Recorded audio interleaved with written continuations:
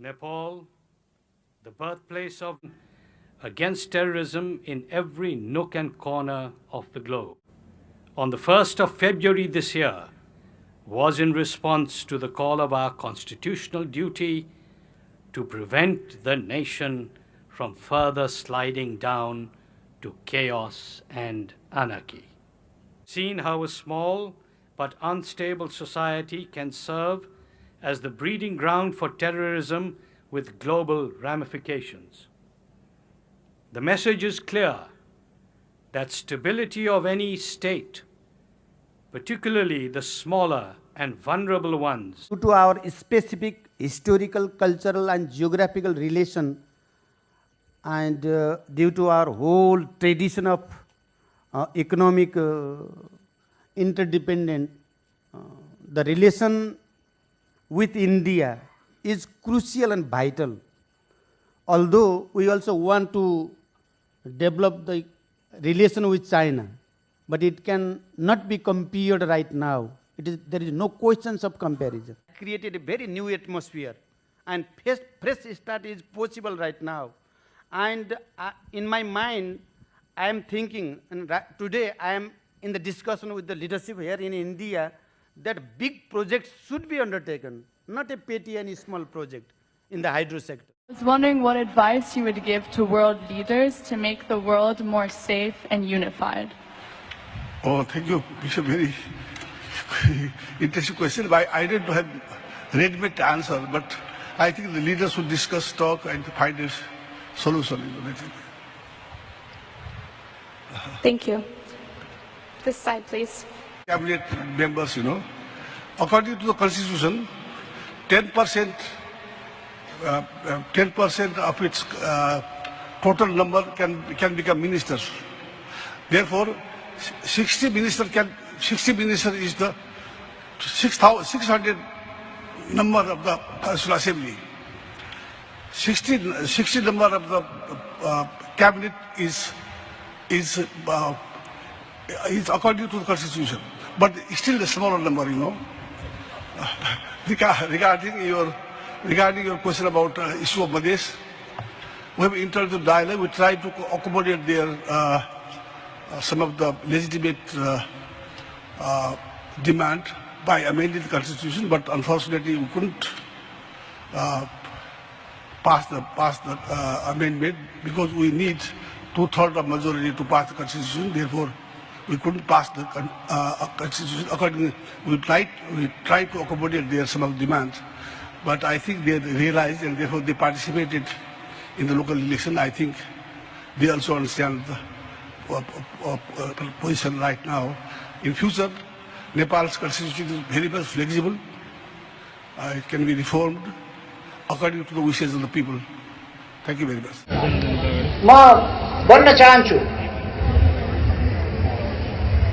So many friends from outside, from different countries representing there. So many parties are present here, and this shows the solidarity and support to the Nepalese people and Nepalese democracy and Nepalese democratic cause as well. This presence of the foreign friends manifests their commitment to support Nepal to go ahead in a democratic way towards the prosperity, equality and social justice. I would like to thank all the friends who are from abroad, from different countries and organizations. अन्तमा म सबै महानुभावहरूलाई धेरै धेरै शुभकामना भन्न चाहन्छु. Mr. President, Excellencies, distinguished delegates, ladies and gentlemen. At the outset, let me congratulate you, Mr. President, on your election to this important position. Let me also appreciate the Director General for this comprehensive report on the Women at Work initiative, with not only sums of the structural and other constraints, but also provides pragmatic suggestions for the attainment of the gender equality and justice in the world of work. Let me share to this august gathering that historic achievements have been made in Nepal over the last 1 year in the socio-economic and political spheres. The labor sector has also made a remarkable progress. We have successfully completed the election to the 3 tiers of government, federal, provincial, and local, under the new constitution. It has kindled hope among people for stability and development. It is also important to mention that the local election came up with 41% women elected in representatives. On the labor front, after the constructive engagement of all stakeholders, we enact a new Labor Act 2017 in line with the ILO fundamental principles and right at work. The regulations required for effective enforcement of the Act has also been adopted. The most important aspect of new Act is that all workers are covered within jurisdiction. Enactment of a contribution-based social security law is another important milestone in this direction. Within a couple of years, this system would be implemented in a full-fledged manner by engaging the informal sector also. In addition to this, we have prepared a master plan to eliminate all form of child labor by 2025. We are also in the process of finalizing a national policy on occupational health and safety. Mr. President, with these labor laws, policies, and initiatives at hand, we are committed to expanding decent and gainful employment opportunities and fair labor practices, enforcing labor audit in line with the spirit of new laws, eliminating child labor, strongly dealing with workplace violence and sexual harassment, and lastly, establishing and operationalizing the quasi-judicial mechanism to deal with labor disputes. Mr. President, Nepal preferred to make foreign employment not an option rather than compulsion. For this purpose, the flagship Prime Minister Employment Program seeks to create massive decent work opportunities for the youth through skill enhancement and entrepreneurship development. It also ensures a minimum employment guarantee to the people, deprived areas and marginalized communities. Nepal looks forward to finalize and subsequent adoption of the goal compact of safe, orderly and regular migration. We have commenced decisive action to ensure fair recruitment and control fraudulent activities. As the current chair of Colombo process, Nepal is effortful in making labor migration safe, predictable and well managed for the benefit of all. Nepal respects and implements the principle of social dialogue and tripartism.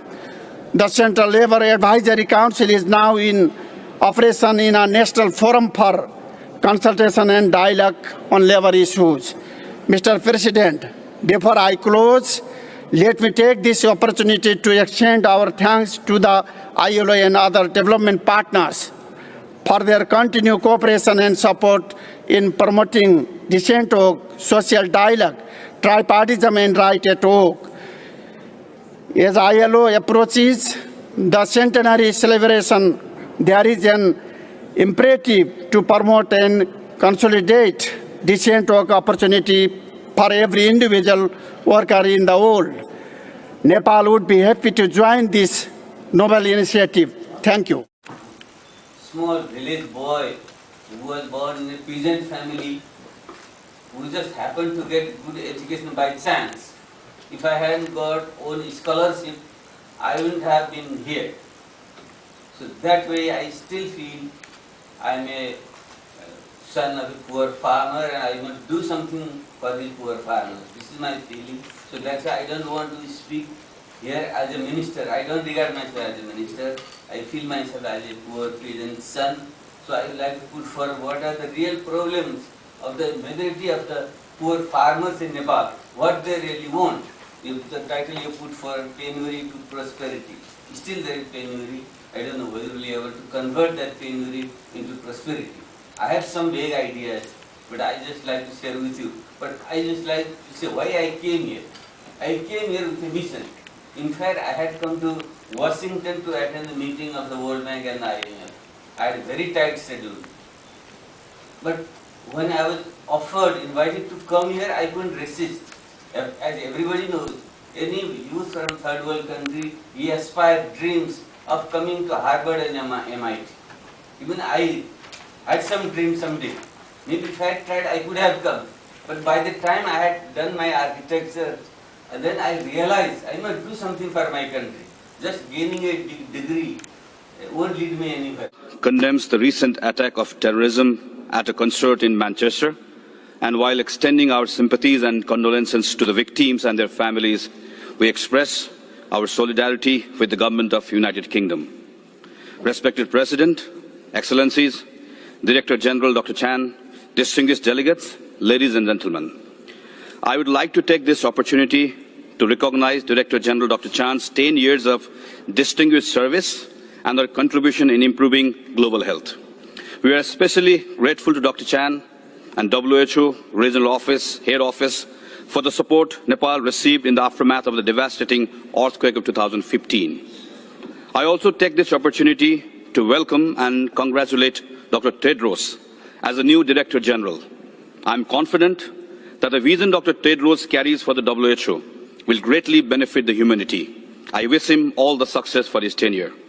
Respected President, confronted with the emergence and re-emergence of many diseases and health challenges in our time, we have taken meaningful initiatives in international health partnerships and charting the course of global health diplomacy.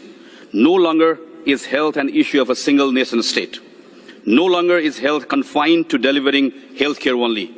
If harnessed effectively through partnerships, positive health outcomes can foster economic progress and promote peace and stability. However, respected President, things are yet to move beyond rhetoric. The international cooperation, must be dominated by donor-recipient relations, has not been a true partnership of member states to face common challenges. We have been talking about South-South cooperation, but still not able to harness its true potential. Despite many past... Mr. Secretary General, Excellencies, I bring with me the warmest greeting from people of Nepal and the best wishes for the success of this session. Congratulations to you, Mr. President, on your election. Our deep appreciation to Secretary General, Mr. Ban Ki-moon, for his commitment and dedication. We commend the Secretary General for convening the climate summit. The momentum generated at the summit should pave the way next year for binding agreement on climate change with long-term and comprehensive global commitment for climate solution based on the principle